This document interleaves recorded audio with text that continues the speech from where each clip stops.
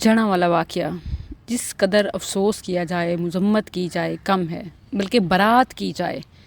وجہ یہ ہے کہ اسلام کا ایسے واقعات سے کوئی تعلق نہیں ہے۔ اسلام کی یہ تعلیم ہرگز نہیں ہے۔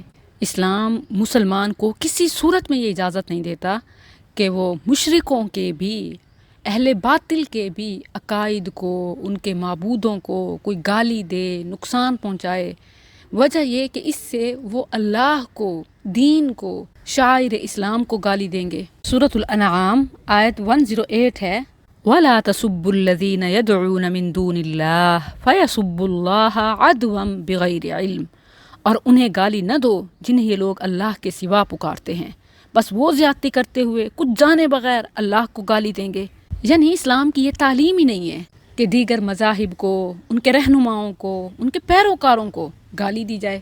یعنی صرف زبان سے برا بلا کہنے کی بھی اجازت نہیں دی، کجا یہ کہ جان و مال کا نقصان پہنچانا، اور پھر وہ بھی اپنے ہی ملک میں رہنے والے جو ایسا اقلیت رہ رہے ہیں اور حکومت ان کے جان مال کا تحفظ فراہم کرتی ہے، اس کے بدلے میں وہ بھی پابند ہوتے ہیں۔ اسلام کی تعلیم دیکھنی ہے تو اس کا اندازہ اس بات سے لگائیں کہ مذہب تو دور کی بات ہے، اسلام نے تو ذاتیات پر اترنے کی بھی، شخصیت پر بھی بات کرنے کی اجازت نہیں دی۔ بخاری میں رسول اللہ صلی اللہ علیہ وسلم کا فرمان ہے 5937 کے ریفرنس سے، آپ نے کسی کے ماں باپ کو بھی گالی دینے سے منع فرمایا، خواہ وہ مخالف عقیدے کے ہی کیوں نہ ہو، مشرک ہی کیوں نہ ہو، کافر ہی کیوں نہ ہو۔ فرمایا کہ اس طرح تم خود اپنے والدین کو گالی دینے کا سبب بن جاؤ گے۔ یعنی جب تم ان کو گالی دو گے، وہ اس کے بدلے میں تمہیں گالی دیں گے، تم ان کے ماں باپ کو برا بھلا کہو گے، وہ تمہارے ماں باپ کو برا بھلا کہیں گے، تم ان کے مذہب کو گالی دو گے، وہ تمہارے مذہب کو گالی دیں گے، دین حق کو گالی دیں گے۔ تو اسلام نے تو اس بات کا جڑ سے خاتمہ کیا۔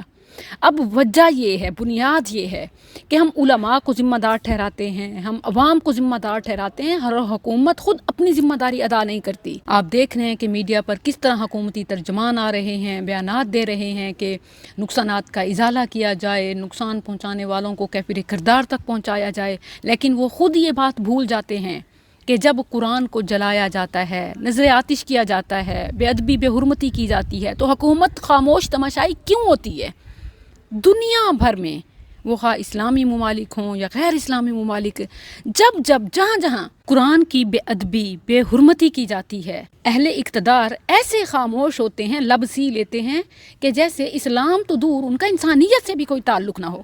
لوگ جب عدالتوں سے انصاف نہ ملنے پر، حکومت کی طرف سے حقوق کی حفاظت نہ کرنے کی وجہ سے خود اقدامات اٹھاتے ہیں، احتجاج میں آپے سے باہر ہو جاتے ہیں، تو پھر حکومت آ کر بیانیے دے، مذمت کرے یا ازالے کرے۔ کیا کبھی کسی مسجد کے توڑے جانے پر، کیا کبھی کسی مسلمان کے نقصان پر یہ اسلامی حکومت بھی کوئی اقدام اٹھاتی ہے، کوئی ازالہ کرتی ہے، کوئی تحفظ دیتی ہے؟ یہ تو باہر سے اپنی کرسی کو بچانے کے سائن کروانے ہیں۔ یہ سب سیاست ہے، تخریب کاری ہے، اسلام اور پاکستان کے نام کو بدنام کرنے کی کوشش ہے، اس کے علاوہ کچھ نہیں۔ فسادات کا اگر جڑ سے خاتمہ چاہتے ہیں نا، جڑاں والا جیسے واقعات کو ہمیشہ کے لیے روکنا چاہتے ہیں، تو مسلمان قرآن اور شاعر اسلام کے تحفظ کو یقینی بنائیں، ان کی حرمت کا خیال رکھیں۔